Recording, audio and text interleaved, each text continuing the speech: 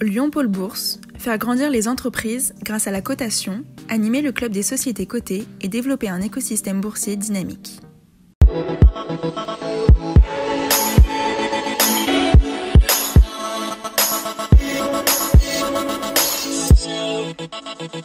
Bonjour et bienvenue dans Bourse et Valeurs pour une deuxième émission au cœur de Go Entrepreneur Lyon depuis la sucrière. À retenir cette semaine l'annonce du prochain rachat d'OL Group par un investisseur américain, Eagle Football, John Textor, un rachat majoritaire de 66,5% du capital de l'OL. Autrement dit, Jean-Michel Aulas est vendeur au même titre que Pathé et le chinois IDG. Jean-Michel Aulas, vendeur, certainement parce qu'il a demandé à rester encore 3 ans à la tête de l'OL, tout en souhaitant que John Textor mette aussi 86 millions d'euros sur la table pour les transferts de ce mercato. Banco lui a répondu en substance John Textor, mais alors il faut que je sois majoritaire, une position somme toute logique.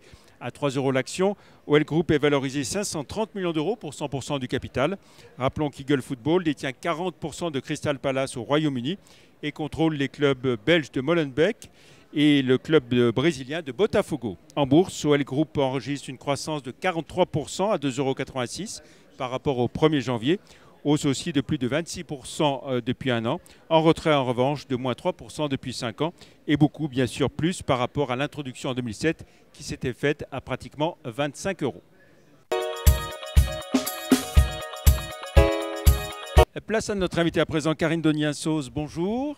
Bonjour Jean-Pierre. Merci d'avoir accepté notre invitation. Alors vous êtes directrice générale de l'IFA, l'Institut français des administrateurs. Vous avez été aussi élue à la métropole de Lyon en charge de toute la partie numérique de 2014 à 2020. Une pointe de nostalgie de ne plus occuper ces fonctions? Ce qui me manque le plus, c'est évidemment de s'occuper de cette magnifique ville qui est Lyon et la métropole de Lyon, en effet. Alors, directrice générale de l'IFA, qui fédère les administrateurs dans toute la France, IFA fortement présent dans la région, on va y revenir.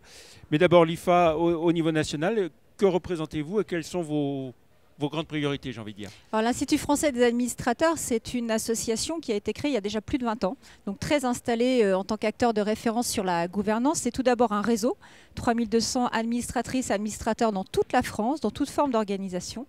C'est aussi un think tank, donc nous produisons des rapports, des guides avec un principe de commission, club, plus de 500 personnes qui sont dans la pratique de la gouvernance et qui produisent des choses pour d'autres administrateurs. Et nous faisons de la formation, puisque pour être compétent, il faut être formé, et pour être engagé, il faut être également formé. Alors, on a beaucoup d'idées en tête, bien sûr, sur tout ce qui est importance des administrateurs et administratrices indépendants, les questions de parité aussi, avec la loi Copé-Zimmermann qui a encore été renforcée. Et vous travaillez d'une façon générale, on va dire, sur les questions de gouvernance des entreprises?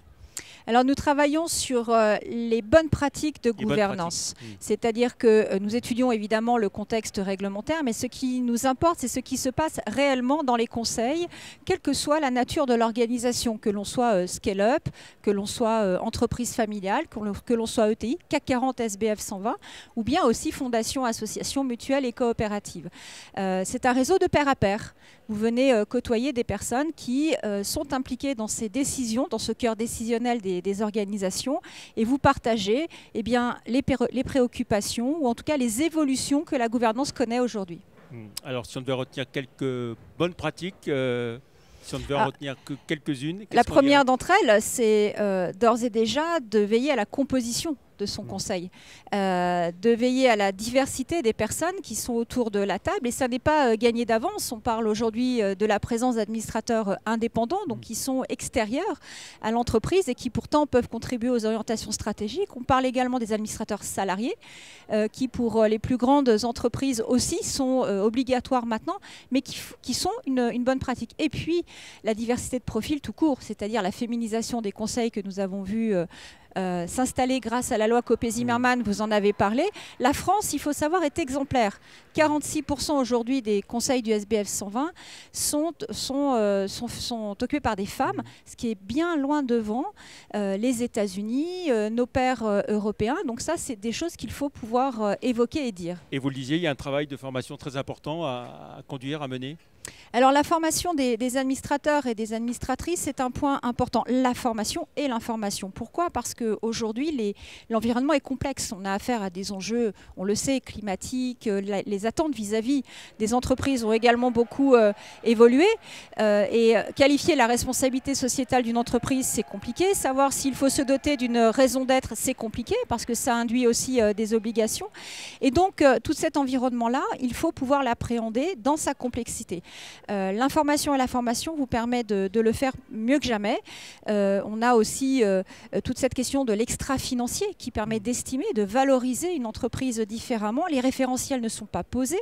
Donc toutes ces questions qui sont de l'ordre des critères ESG, toutes ces questions qui sont de la relation avec les parties prenantes, d'anticiper les risques, sont des choses sur lesquelles il existe des outils et qui demandent en effet d'être formés de plus en plus aujourd'hui. On ne naît pas administrateur, on le devient et c'est un cheminement. Voilà, alors vous êtes directrice générale de l'IFA au niveau national, mais à Lyon, vous avez gardé une partie importante de votre cœur, j'ai envie de dire, des projets importants, avec une gouvernance avec deux coprésidents, Laurent Fiard et Bénédicte Durand. Qu'est-ce que vous attendez de ces deux coprésidents ?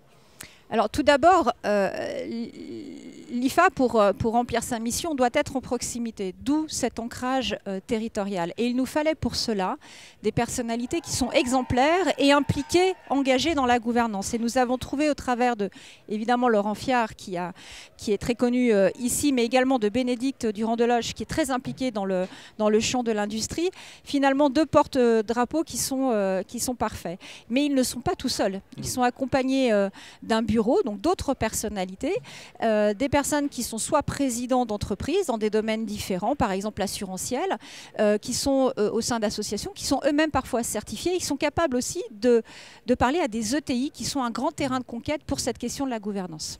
Alors on voit bien toute l'importance effectivement des entreprises régionales, des ETI et des valeurs cotées en bourse d'une façon générale. Alors évidemment, vous avez le SBF 120 que l'on peut étudier, regarder et qui est finalement assez, non pas exemplaire, mais en tout cas préparé à la gouvernance. Et puis vous avez toutes les autres entreprises pour lesquelles c'est quelque chose qui doit s'appréhender. Donc dans la feuille de route que IFA aura ces données, il y a tout d'abord celui de parler de la gouvernance, de montrer pourquoi la gouvernance peut être un actif, un atout pour une entreprise dans un contexte de crise, dans un contexte de croissance, que le modèle n'est pas unique, c'est-à-dire que la gouvernance doit se contextualiser selon l'organisation qui est la vôtre, mais que c'est surtout un outil pour vous. Donc on a déjà ce premier aspect. On va aussi parler juste du rôle de l'administrateur. Quelle est cette forme d'engagement? Aujourd'hui, un administrateur, c'est un acteur du changement. Comme je le disais, ça ne s'improvise pas. Donc on va parler de ça et puis créer des vocations, puisqu'on a un effet générationnel. On voit que les conseils s'ouvrent. Ils ont besoin aussi de diversité de compétences et pour cela, il faut des administratrices, des administrateurs qui soient prêts à prendre ces missions. Et puis surtout, on va s'intéresser aux spécificités de l'écosystème territorial, les besoins qui sont ici exprimés. Et on manque d'administratrices et d'administrateurs actuellement dans beaucoup d'entreprises? En fait, c'est un effet qui est double. C'est-à-dire qu'il faut que les dirigeants, et c'est pour ça qu'on va s'adresser aux dirigeants, aux dirigeantes, aux présidents, mais aussi sur pourquoi les conseils doivent s'ouvrir. Et inversement, il faut trouver chaussure à son pied, c'est-à-dire les bons profils, des profils internationaux, des femmes. Là, on est au salon Go Entrepreneur. Eh bien, on a dernièrement sorti un baromètre sur les scale-up et on se rend compte que le taux de féminisation des conseils dans les scale-up est de 20%, ce qui n'est absolument pas assez, alors que ce sont des entreprises de demain. Alors, ça devait citer une ou deux actions spécifiques que vous allez conduire à Lyon. Il y a quelque chose, notamment la semaine... Alors, on va, dès la semaine prochaine, parler gouvernance dans le cadre d'Entreprise du futur, qui est un des grands rendez-vous ici. Et puis surtout, on est en train de travailler une programmation de rencontres parce que la gouvernance doit se mettre en débat. Et puis surtout, avec beaucoup d'humilité, c'est-à-dire avec des témoignages. Donc, on va provoquer des rencontres. On va aussi mettre à disposition toute cette documentation qui existe à l'IFA sur les bonnes pratiques, mais faire en sorte qu'elle soit appropriée par les acteurs ici selon leur échelle. C'est toute la programmation qui nous attend grâce à ce magnifique bureau et à nos deux coprésidents. Très bien, merci beaucoup Karine Doniassos d'avoir été notre invitée. On évoquait OL Group en commençant cette émission, donc plus d'informations sur OL Group sur les sites live.euronext.com et zonebourse.com. Merci, excellent week-end et à la semaine prochaine. Merci.